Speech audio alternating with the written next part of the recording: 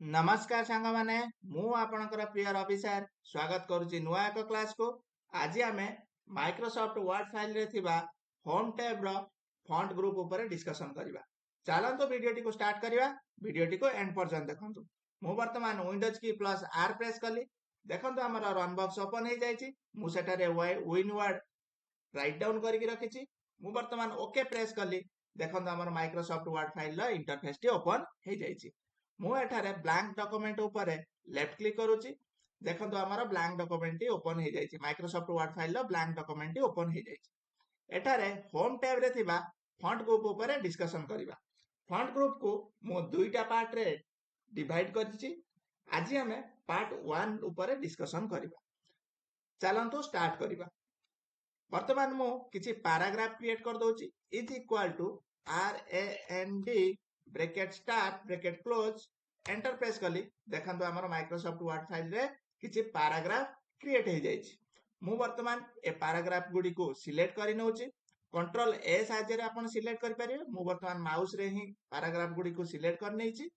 Select करला परे आमे एठारे जो फॉन्ट अछि फॉन्ट ग्रुप जो अछि फॉन्ट अछि से फॉन्ट को आमे चेंजेस करिबा। देखंतु एटी विभिन्न प्रकार थीम फॉन्ट्स एटी जो लेखा जायछि एटी विभिन्न प्रकार फॉन्ट्स अछि। फॉन्ट्स को आमे चेंज करिबा। सपोज आमे एरियल को चेंज कले वर्तमान कि आमे वर्तमान अन्य किछि फॉन्ट को मु चेंज करिवि। एरियल यूनिकोड एमएस एमिति किछि फॉन्ट बहुत प्रकार फॉन्ट अछि। आपण को जो फॉन्ट रिक्वायर्ड अछि से फॉन्ट को चेंज करिवो। मु वर्तमान कैलिब्री को भी चेंज कर दोउची। चेंज कर देली। कैलिब्री को हमर फॉन्ट साइज टी वर्तमान फॉन्ट टी कैलिब्री बॉडी रे चेंज हे जाईची। एबे हमें फॉन्ट साइज ऊपर को जिबा। कोन करिबा फॉन्ट साइज ऊपर को जिबा। एठारे हमर लास्ट फॉन्ट साइज केते अछि 72 माने 72 अछि। क्लियर समझते मु सेटारे क्लिक कली लेफ्ट क्लिक कली। देखंतु हमर फॉन्ट साइज कंप्लीटली 72 हे जाईची। नेक्स्ट हमें जिबा increase the font size. Etah cone increase font size. जदि हमें 72 ऊपर को हमें फॉन्ट साइज बढ़ाइया को चाहूचु ताले हमें फॉन्ट साइज को इंक्रीज एठारे करि परिबा। देखंतु माउस पॉइंटर को लक्ष्य करंतु बुझी परिबे। मु वर्तमान इंक्रीज कली। देखंतु हमर फॉन्ट साइज वर्तमान 270 हे गलानी। क्लियर समझते होप्स आपण माने बुझी पारथिबे। ओके इंक्रीज फॉन्ट साइज को भी ग्रो फॉन्ट कुआ जाय। क्लियर ओके वर्तमान हमें कोन करबा decrease font size. Decrease font size मु वर्तमान फॉन्ट साइज को डिक्रीज करूची। देखंतु ओके मु वर्तमान फॉन्ट साइज को डिक्रीज करिकि हमें 24 साइज रे रखिछु। मु आउ टिके डिक्रीज कर दोछि। एठारे डायरेक्टली भी आपण डिक्रीज करि परिबे। मु एठारे कोन करली 11 साइज रखि देली।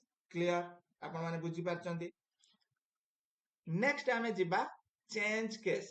कोन जिबा चेंज केस। चेंज केस माने हमें एठारे हमर जो पैराग्राफ अछि ताको हमें अपर केस करि परिबा, लोअर केस करि परिबा, कैपिटलाइज ईच वर्ड करि परिबा, ए सब करि परिबा। वर्तमान जो हमर पैराग्राफ टी अछि ये सेंटेंस केस रे अछि। ओके मु वर्तमान ताको कोन करछि लोअर केस कर दोछि। देखंतु लोअर केस कर देली।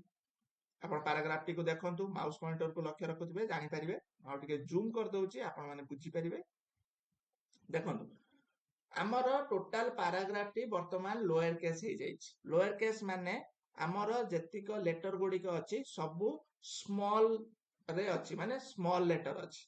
क्लियर ठीक अछि छोटो हे जाइछि। एबे हमें आको कोन करिबा अपर केस करिबा। मु अगेन सब पैराग्राफ को सिलेक्ट कर नउछि। कंट्रोल ए साहाय्य मु सिलेक्ट कली। आपण माने माउस थ्रो रे भी सिलेक्ट करि परिबे। मु कंट्रोल ए साहाय्य सिलेक्ट कली। अगेन मु कोन कली अपर केस कली। देखंतु सब हमर जो लेटर गुडी को कैपिटल लेटर हे जाइछि। बड़ा हे जाइछि। ठीक अछि बड़ा अक्षर हे जाइछि माने कैपिटल लेटर हे जाइछि। क्लियर लोअर केस माने स्मॉल लेटर, अपर केस माने कैपिटल लेटर। क्लियर मु अगेन पैराग्राफ गुडी को सिलेक्ट कर नउछि। सिलेक्ट कर नेली। देन हमें जिबा कैपिटलाइज ईच वर्ड। देखंतु सब वर्ड रो प्रथम अक्षर कैपिटलाइज हिच। ओके माने कैपिटलाइज हिच। देखंतु वीडियो वी बड़ा हे जाइछि, पी बड़ा हे जाइछि। ओके पावरफुल पी बड़ा हे जाइछि। ए सब जिंस आपण देखि पारथबे सब वर्ड रो प्रथम अक्षरटी कैपिटल हो जाइए क्लियर अगेन मु आपको सिलेक्ट करनौची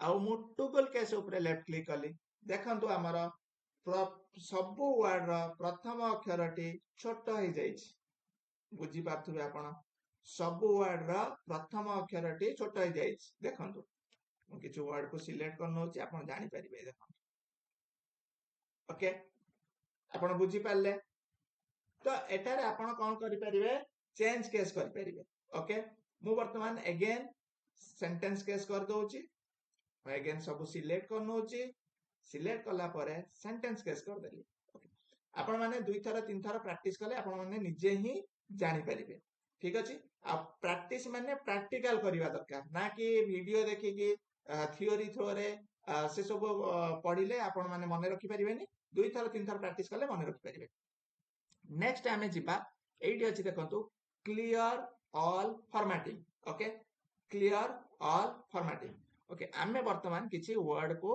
आमे फॉर्मेटिंग करिबा फॉर्मेटिंग माने आमे आमो हिसाब रे ताको टिके सजेबा माने मेकअप दबा ओके सजेबा माने मु ताको वर्तमान कोन करली रेड कलर कर देली बोल्ड करली इटैलिक करली आ ता सहित अंडरलाइन भी कर देली किछि वर्ड को मु red colour bold italic underline करली अगेन मु किछि वर्ड को सिलेक्ट करली आ मु कोन करली ताको पर्पल कलर कर देली आ खाली बोल्ड करली क्लियर ओके नेक्स्ट आसीबो कोन मु आउ किछि गोटे मु पैराग्राफ को पूरा कंप्लीटली सिलेक्ट कर दोची आ मु ताको कलर दे देची येलो कलर दे दोची आ खाली अंडरलाइन करची ओके एई सब फॉर्मेटिंग मु करली टोटल पैराग्राफ को आ वर्ड को मु कंप्लीटली एई सब फॉर्मेटिंग करली मु वर्तमान कोन करबी ए जेति को फॉर्मेटिंग अछि मु सब को क्लियर एका संगरे करिया को चाहूची तो मु एका संगरे जदी मु क्लियर करिया को चाहूची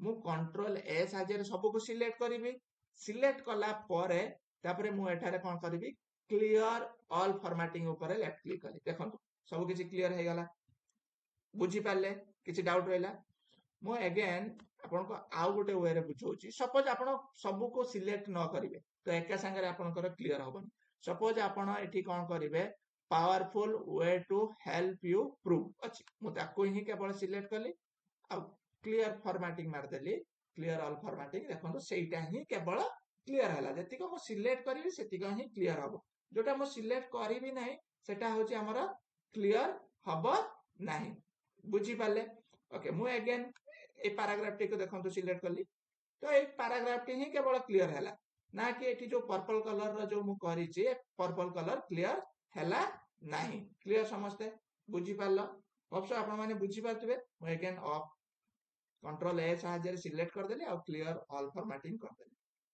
आज हमें फॉन्ट विषय रे पढिले ठीक अछि फॉन्ट रो शॉर्टकट की माने रखिबो control shift F then font size विषय रे पढिले okay control shift P shortcut की साहाय्य रे भी दुई थरो प्रैक्टिस करिवो increase font size control shift greater than हमें फॉन्ट साइज को इंक्रीज करि परिबा माने 72 परे देखंतु हमर लास्ट साइज हैला 72 माउस पॉइंटर को लक्ष्य रखंतु जानि परिबे आउ ता परे जदी हमें साइज को इंक्रीज करिया को चाहूचो ताले इंक्रीज साइज हमें यूज करि परिबा जदी हमें ताको छोटो करिया को चाहूचो ताले हमें डिक्रीज से फॉन्ट साइज यूज करि परिबा control shift less than shortcut की आपण दुई थर प्रैक्टिस करिवे नेक्स्ट आसला चेंज केस ओके हमें केमिति upper case lower case capitalize use word toggle case ए सब अप्लाई करके देखिले आपण माने भी थरे प्रैक्टिस करिवे नेक्स्ट आसला हमरा क्लियर